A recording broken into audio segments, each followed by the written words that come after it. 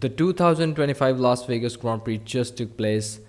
What an amazing race that was, at least in terms of results. Let's look at how each driver and team has performed, starting from the worst performance of the Grand Prix, ending with the highest scores of the weekend, starting with McLaren. So in terms of performance, there is not much to critique. The performance was actually pretty solid. If you look at Lando Norris, he was on it the entire weekend. He was, progressing through the sessions in the complex, wet qualifying. He managed to put it on the pole, which is saying something. Great performance by Norris. In the race, he cooked turn one too much, and that's why he lost the position. But I think there is a big chance that if he was ahead, if he maintained the lead, I think he would have stayed in the lead and he would have crossed the checkered flag first, because he was around like the pace of Verstappen, and once Norris gets ahead, he can actually manage his pace and look after his tires. Like, he can do all those things, like we have seen this before. So I genuinely think that Norris could have won if he hadn't cooked from like turn one too much. But it is what it is, these things happen. And after that, he did have a clean race. He managed to overtake Russell properly, and he was comfortable doing his own race, managing tires, all those type of things. Oscar Piastri, considering his recent run of performance, I think P5 around like about that was good. I think that he should have put some more pressure on Kimi Antonelli, but according to him, he had some grip issues. He went close, and then after that, he had some problems. He felt something in the car, like his words, and then after that he couldn't even get close, like so something like that. So in terms of performance, the McLaren did not have any problem. Like, it was decent, like what you would expect. It followed the trend of the last few races, is what I'm saying. Now the double whammy, the double disqualification, now that's an interesting thing, because after Brazil, the FIA found out that teams were using a different material for the skid plank mount that expanded when they heat, so it protects the skid plank even if you run the car very, very low to the ground. And the FIA found that in Brazil, and they closed the loophole. And it seems that McLaren was the first team to be affected by it. Now, I'm obviously not saying, correlation is causation. It could be unrelated. But at the same time, it's very suspicious. So if that is true, that McLaren were the team that exploited this loophole in the FIA's rule book to make their car run more closer to the ground than what they can afford, then for the remaining two races of 2025 season, their performance will not be good, because now they have to lift the car up. Because now the jig is up. Now, if they cannot keep on, disqualifying like this. Max Verstappen is right around the corner. So they have to lift up the car to at least nurse the car home, to at least bring it home. You need to finish. You need to be, qualified. You need to be in the classification, is what I'm saying. So because of this, the skid plank loophole that these guys seemingly, allegedly exploited, now it seems that they don't have that advantage, because now FIA closed the loophole, and the FIA is like, no, you have to use this material. So the McLaren people, they are going to suffer for the remaining two races, in the sense that their pace advantage, which was very apparent and obvious in the earlier part of the season, is not going to be there anymore. We know that in the last few races, Max Verstappen was significantly fast. He is like blitzing through the field. I think the car is similar. It's just like Max drives it extremely well. But at the same time, McLaren are not the fastest car anymore. They are now being beaten by Russell and Antonelli, the Mercedes pair, occasionally by Charles Leclerc. But, Charles Leclerc has Ferrari luck. So, he gets getting screwed. We'll talk about him in a second. Either way, like, now McLaren are clearly not the fastest car of the bunch, and I think in the remaining two races, judging by the disqualification and the FIA, rule and stuff like that, the loophole, the news that came out of after Brazil, all those things, it seems very much to me that their performance for the remaining two races of 2025 Formula 1 season is not going to be stellar. Like, they won't be shit, But I'm not saying like they will drop to the level of like Williams or something like that, or Oliver Bearman on a good day or whatever. But they certainly will struggle to keep up with Max Verstappen in a Red Bull. So I don't know how Norris can nurse this home to secure his championship, because he's only 24 points ahead of Verstappen. Piastri is out of contention at this stage. So what does Norris need to do? Because the car is not going to be a race winning car anymore. I don't think so. But he needs to do something to minimize the gap race after race. We need to analyze this in a different video. Anyway, we move on. Aston Martin. Now, there is actually nothing much to talk about it. The qualifying was decent. It was a wet qualifying. It was kind of chaotic. So Fernando Alonso did a great job, as he usually does in these type of situations. He, showed everyone who he is. Then Lance Stroll had some problem, but your P12 is not that bad. But in the race, it was just unimpressive. Like Fernando was not fast enough. Aston Martin is not a quick car; it's quite draggy if you think about it. So it is not like he was going to hold up P7 with a lot of faster cars. Unfortunately, even with the double disqualification of the McLaren, he still remained right outside of the points. And Lance Stroll, he was taken out by Gabriel Bortoleto. It is what it is. And Bortoleto has been making mistakes since the last two races, and he needs to get it together. We'll talk about him in a second. But yeah, there's nothing much to say about Aston Martin. That they're just there and thereabouts, and whatever talking point we have for them is related to Adrian Newey, is related to Fernando Alonso magic, things like that. So it is what it is. We move on. Alpine. Now, Pierre Gasly got some damage in turn 1, lap 1. Franco Colapinto got some damage in turn 1, lap 1. So Franco Colapinto, I think, collided with the Williams, and Pierre Gasly has someone, ram into the back of him. I don't remember exactly who. So both of them had like some form of aerodynamic damage.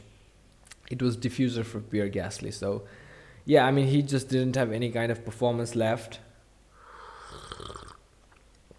Both of the cars were nerfed, and I thought that at least Pierre would come home and secure some points, and it certainly looked like he could have, because of the double disqualification of the McLaren. And if you think about it, with the pace that he had, with the pace that he has been showing through the weekend, and the relative pace of the Alpine guys, like compared to the other drivers around them, it was not bad. And with the double disqualification of the McLaren, I think he could have finished in the points, which is a shame. But that's racing. It is what it is. We move on. Haas. So great job by both of them. Both of them made the same number of places, 4 places. Esteban Ocon starting P13, made up 4 places, ended up in P9. Bearman, same thing from P14 to P10. The thing about Bearman is that he's my favorite rookie, and he is now on a roll. This is, I think, 4th or 5th point scoring finish.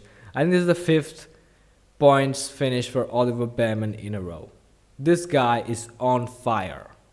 I hope he realizes that he has true potential, championship winning potential, and he moves into a team that is capable of winning championships. I think he needs to grind out in Haas for one more year after this, just to nail the consistency part and just get on top of things quickly, pull some Verstappen-esque results.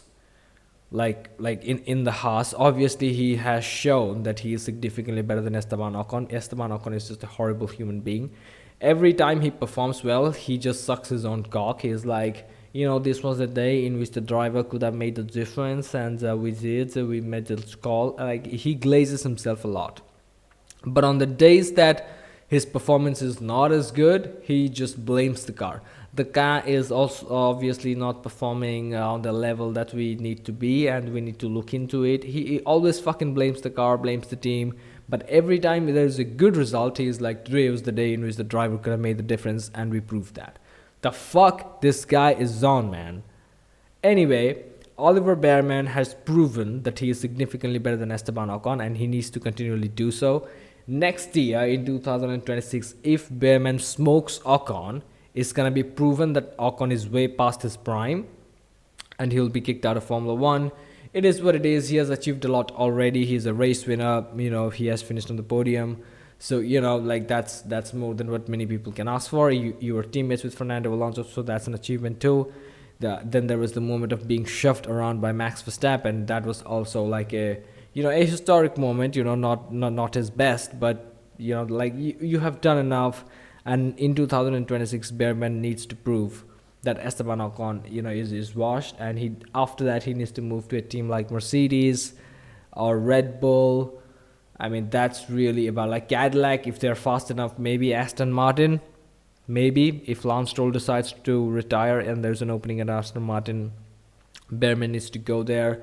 The one place he doesn't need to go is Ferrari. That's the one place he doesn't need to go. That's a dog shit team. Like we have already seen with Charles Leclerc. Like, what a great driver. He is never gonna win a world championship, at least like for the duration that he's in Ferrari. He also needs to start looking elsewhere. So Bearman, great job. 5th point finish in a row. On a roll, proving to the world that he's better than Esteban Ocon, who is significantly much more experienced and is a race winning driver. Anyway, we move on. Sauber. So yeah, there is nothing much to say about Nico Hülkenberg. Pretty solid drive from him. His qualifying has improved, and he is now consistently showing up in the points, so which is amazing to see. His qualifying, even though he qualified P11, doesn't look that good on paper. It's P11, it's decent, it's whatever. And he finished P7. Actually, he finished P9 at the flag, but due to the double McLaren disqualification, he's P7, so which is pretty good. Great result from him. I'm not keenly following the constructor standings for like P6 because like most of my bandwidth in Formula One in my head is now dedicated to the title fight between Verstappen and any of the McLaren drivers. Really, at this point, it doesn't matter. But anyway, Nico Hülkenberg's points will definitely help Sauber people to get up there. But the critical thing we need to talk about here is Gabriel Bortoleto's 2 back-to-back bad performances. In Brazil, he collided with Stroll, ended his own race. In Las Vegas, the race right after that, he locked up, hit Pierre Gasly, I think, or someone. Lance Stroll, sorry. Gabriel Bortoleto hit Lance Stroll, rammed into him, locked up, went straight into him, destroyed his fucking car, destroyed Lance's car, got DNF'd. In Brazil sprint also, he had a crash. I don't know if it was his fault or not, but anyway, the thing is, Gabriel Bortoleto is now becoming more desperate to get something out. And this is actually a part of the journey. So once you have some performance in the car, once you have a car capable of fighting, you need to find the sweet spot of how far you can push it, or how far you can discover the sweet spot. All those things. It is the time, and then you have to also learn patience. If you know that you are quicker than the car ahead, then you need to pick your spots. You cannot be desperate and just send it. He needs to learn this aspect of lesson, and obviously you can learn this lesson after you have had these type of bad experiences. Earlier in the earlier part of the season, Gabriel Bortoleto was coming dead last, P19, P20, that sort of situation. So he didn't really have an opportunity to fight for positions that mattered, positions where they were distributing points, or he didn't even have a car that was capable of consistently fighting for points. Now he does. So the next phase of his career growth is supposed to find the sweet spot properly, and then exercise control and patience and all those type of things, so that he won't repeat what he did in Brazil, which is try to go around the outside of Stroll and then DNF. And then also in Las Vegas, he did it again with Stroll. He locked up, went straight into Lance Stroll, and this time he managed to DNF Lance Stroll. So maybe it's like a targeted attack from the Brazilian towards the Canadian, something going on in the Americas. I don't know, probably. Let me know. We move on though. Racing Bulls. Now, this is a weird situation. The first is Liam Lawson is just getting into crashes everywhere. I mean, not always it's his fault. This time it was his fault. I don't know who he crashed with, but he did crash with someone. I think, was it Pierre Gasly? I think he ran to the back of Pierre Gasly. Anyway, he hit someone. His race was basically done. Not much to talk about, which is a shame because Liam's race execution is actually pretty good. But unfortunately, it is what it is. Then Isaac Hadjar. I thought Isaac Hadjar will qualify higher up. Usually, he is the master when it comes to finding the better lap time. Interestingly, he was faster than Yuki Tsunoda in China. His second Formula One race. Yuki Tsunoda has been in this game for many, many years. He fucked Yuki Tsunoda in his second Grand Prix. That's how amazing this kid is in qualifying. But recently, his race execution has also improved, and Las Vegas Grand Prix is one of the finest drives of Isaac Hadjar. The reason why I'm saying, even though it's not for some spectacular position, because he crossed the line in P8, now it's P6, obviously, but he actually managed his pace really well. He was not as quick as the other drivers, he said it himself, but he still managed to manage his pace, keep the guys behind, defend when he needed to, push when he needed to, went conservative when he needed to. That is actually pretty good mature drive from Isaac Hadjar. Pretty good performance. So yeah, I mean, I'm actually rooting for these guys to finish P6 in the constructor standings just because what these drivers have been through. Isaac Hadjar has been impressing all year long. I think he could very well be the next driver to get like after Kimi Antonelli to get his second podium as a rookie.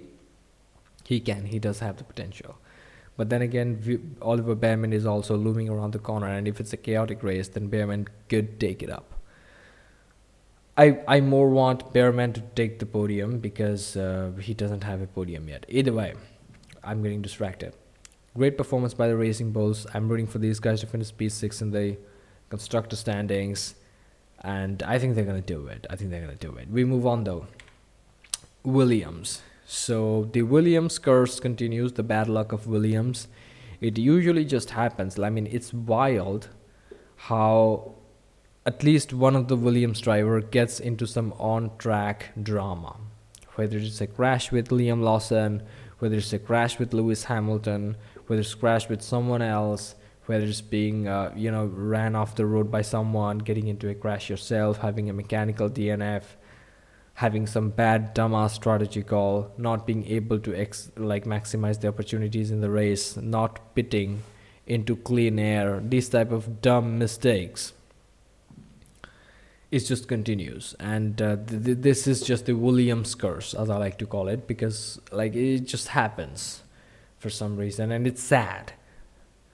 So yeah, I mean, Alexander Albon's race was ruined because it's almost ritualistic at this stage. One Williams, kind of like Charles Leclerc, will have something very bad. Carlos Sainz, great performance. Started P3. He didn't have the pace to be in P3, especially in the dry race with kind of stable condition. I don't want to say that the conditions were easy to drive in particularly, but I would say they were predictable and stable. They were not windy and chaotic like it was in Baku. It was still windy on race day in Baku. So Carlos Sainz, great performance, P5 at the end of the day. Big shout out to the McLaren for his former team for getting disqualified, and it benefits the smooth operator.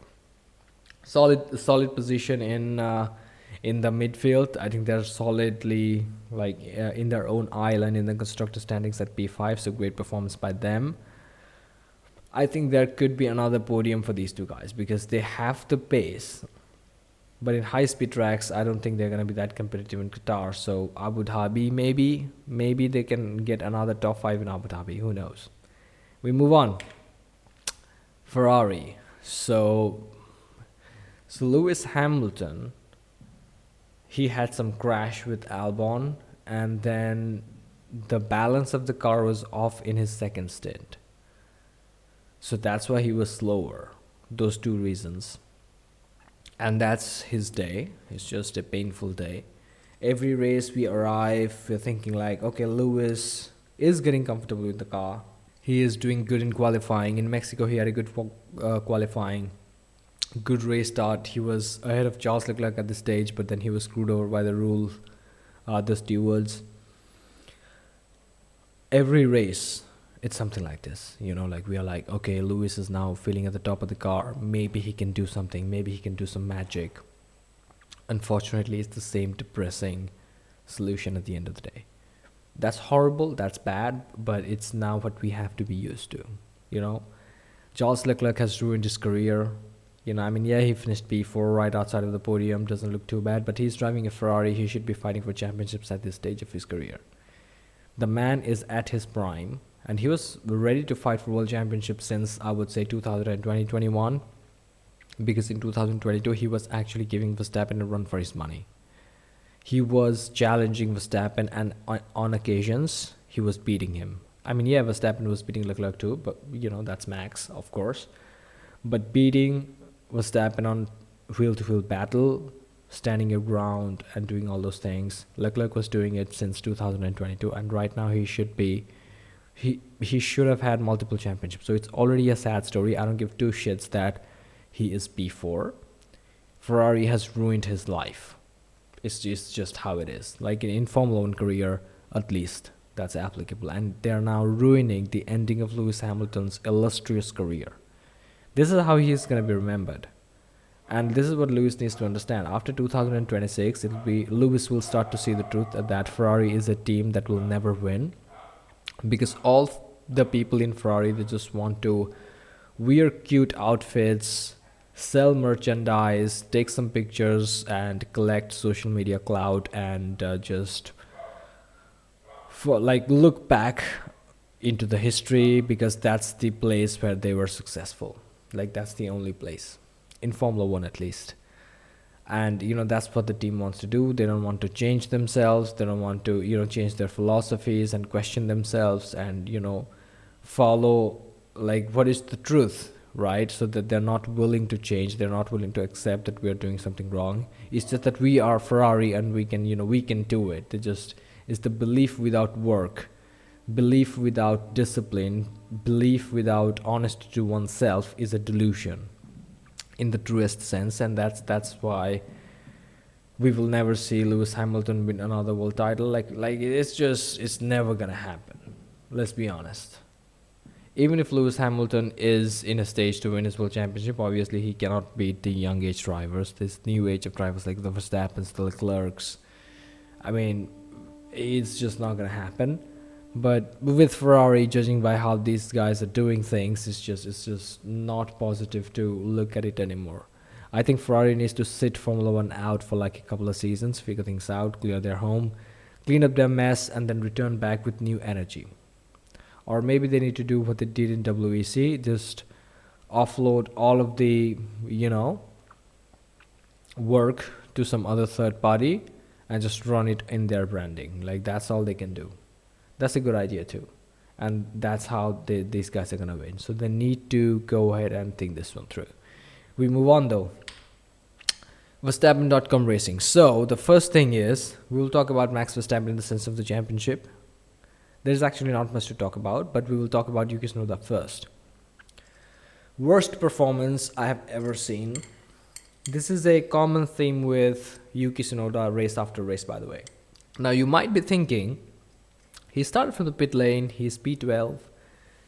That's a good performance. No, it's not. Because 5 people DNF'd and disqualified, so that's P17. And the 3 people who finished behind Yuki Tsunoda, 2 Alpines and 1 Liam Lawson. So both of the Alpines had damage from lap 1, and Liam Lawson had some crash with someone, and he had damage too, and all those type of drama. So he technically didn't beat anyone. He just started last, remained last. Other people had DNFs, other people got disqualified, other people picked up damage and had some fun afternoon in Vegas. And then Yuki Tsunoda just got up and up. And even with all of that, he just managed to finish in P12. right behind Fernando Alonso. So, like in that sense, great performance by Yuki Tsunoda. But yeah, I mean, there are zero reasons why Yuki Tsunoda should remain in Formula One. I mean, yeah, the car is crazy and tricky to drive. We can understand that. We all see that. We all agree with it. But I mean, he says in his words he's feeling comfortable in the car and the speed is there. And it's been many races in a row right now in which we are not seeing it getting translated into results. That's what it is. And it's just we have ran out of time. It's practically the end of the season. He should have had these good moments, great results, P5, P6, at least those ones. When Max Verstappen is winning, the least you can do is finish P7, is a solid P7 or something like that. P6 or something like that. And which is, understandable if you think about it. Even if Red Bull is the fourth fastest car or something like that, Max Verstappen magic, he is winning. But at least finished P8, P7, like the bar is low. He's still not managing to even come close to that. He's not even like P10, P9. He is like P13, P12, and after so much drama has happened, he is P12. So he deserves to leave Formula One. It sucks. Nobody loves Yuki more than me. But you gotta call it for what it is. You gotta move on, man. Then let's talk about Max Verstappen, who is going to win his 5th world title in the 2025 season. Consecutively, phenomenal achievement. And it's like the universe at this stage wants him to win. Like, you know what I mean? Like, it's the McLaren drivers had such a poor, unentertaining, bland, boring title fight in the initial stages of the season. And everybody was like, fuck these guys. Max Verstappen should win, but Verstappen's performance in that middle part was kind of poor, and both of the McLaren, especially Piastri, they was just, winning. But now, the universe is like, you know what? Max Verstappen deserves it more. He is the only one who is delivering class entertainment. He is the only one who is producing these amazing overtaking maneuvers whenever he has the opportunity. He is the only one who is, holding the team. He is the only one who is holding the fort at Red Bull Racing. Without him, the team would crumble. So he deserves it more, and we can see it. So he started second. Lando Norris made a fucked up mistake. Took the lead. Never really was under any kind of threat throughout the entire race. He was pushing like a madman, and he just won dominant fashion. And and then finally after that, for the remaining 2 races, I think he will be the quicker car. I think he will be fastest. Max Verstappen in that Red Bull is going to be the fastest driver in Qatar and in Abu Dhabi. So he's going to win those 2 races. Now it's a matter of how many points he can make up in each point scoring session. The sprint race in Qatar, the sprint race in there's no other sprint race. The only sprint race in Qatar, then the Qatar Grand Prix and Abu Dhabi Grand Prix. He needs to, in each of them, if he does 8 points each, he will win, which means in Qatar, Max Verstappen needs to win the sprint race while Lando Norris scores outside the top 8 or DNFs. A DNF will be more dramatic, and that's what it would be. I think it is possible. And then in the main race, he will be...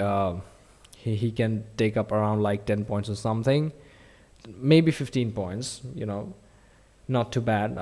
And then after that, in Abu Dhabi, Verstappen will finish the job and win his 5th world title. That's what's going to happen. Verstappen has won statistically 2 out of his 5 world titles in Abu Dhabi. That's an amazing thing. Anyway, great job by Verstappen.com Racing in helping Verstappen win. We move on. Mercedes. It's amazing how they were looking kind of weak in the middle part of the season, with Kimi Antonelli having poor performances and George Russell struggling in the car because the car's development went in the wrong direction. But now they're back on top. And this is one of the key things about Mercedes, is that unlike Ferrari, unlike McLaren, when they lose their way, they come back quickly. McLaren was actually not that was not lost for a long period of time only during the Fernando Alonso era. Like before that, also a few seasons they were slow, but they were like still decently competitive. They were at least winning races here and there. But Mercedes is a team that you can bet on that once they lose their way, they can steer the ship in the right direction, and it's now showing throughout the 2025 season. They had initially some promises, and then it was just some issues, like I mentioned, after Canada in particular. Canada was a great race. Russell P1, Antonelli P3. But after that, they didn't have good performances. But now, in this stage of the season, they're just performing amazingly. Kimi Antonelli in particular, this guy is now George Russell's biggest nightmare. Because Toto Wolff has found his next Hamilton, his next Verstappen, or like whatever. Now he's like, we don't need George Russell. We just need a guy who can consistently, support Kimi Antonelli's growth and, inspire him to push himself faster and continually be there and help in the constructors fight. But we don't need an intra-team battle like Rosberg Hamilton situation going on, and that's why he got a 1+1 contract. Like that's basically what George Russell got. George Russell didn't get like an infinite, like a multi-year deal as he was expecting and hoping. He got a 1+1 contract. He may have been paid more, like a lot more money. Good for him. He deserves it. But I think Andrea Kimi Antonelli is going to be the biggest nightmare of George Russell, because now he's in the groove. He did 48 laps on the hot tires, if I'm not wrong. Was it 48 laps or was it like 42 laps? But he did a lot of laps in those hot tires, and he just held on during the graining phase. During the graining phase, he was obviously slow. It looked like he was under threat, and he defended well during that period of time. Oscar Piastri had his front axle alongside, I think ahead of the rear axle, alongside the side pod area of Kimi Antonelli at one stage. I think before, I think from T13 to T14, that was the moment in which it happened. But Antonelli held his ground, man. Great defense by him.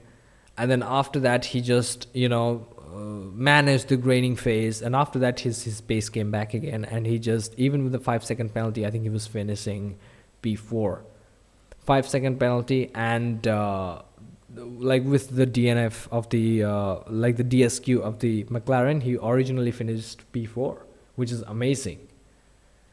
And at the race start, he jumped the start, but it's not like it was by a significant margin, and I don't think he gained that much of an advantage. Either way, you can argue that, but with a 5-second penalty where he didn't noticeably gain much ground or like a significant amount of lasting advantage, with a 5-second penalty finishing P4, not bad. Now obviously with the disqualification of Norris, he gets promoted to P3. Double podium, back-to-back podium for Kimi Antonelli. Amazing result for Mercedes as a team, and went from P17 to P4 with a 5-second penalty. He would have, he was on fire, this guy. So yeah, without the 5-second penalty, I think he would have finished P3 like normally. Was he?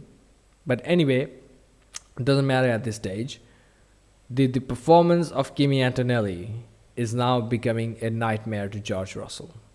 That's the biggest news. That's the most important thing that will keep Russell up at night.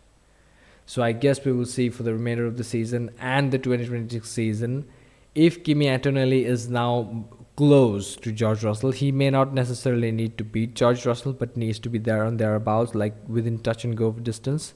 Because 2026 will be the new era of regulation, will be the second year of Kimi Antonelli and stuff like that. So yeah, that's basically what it is. And if he can do that, then George Russell needs to go and find plan B, plan C. If not, he's going to be relegated to some kind of midfield team. And yeah, the only thing Russell can hope for is that Mercedes comes up with a championship winning car in 2026, and it's a very dominant car. So he can rely on his experience and all that to beat Kimi Antonelli consistently throughout the season, become a world champion. That's the best chance Russell has right now, is to pray to God. Thank you for watching. Like and subscribe, and I'll see you in the next one.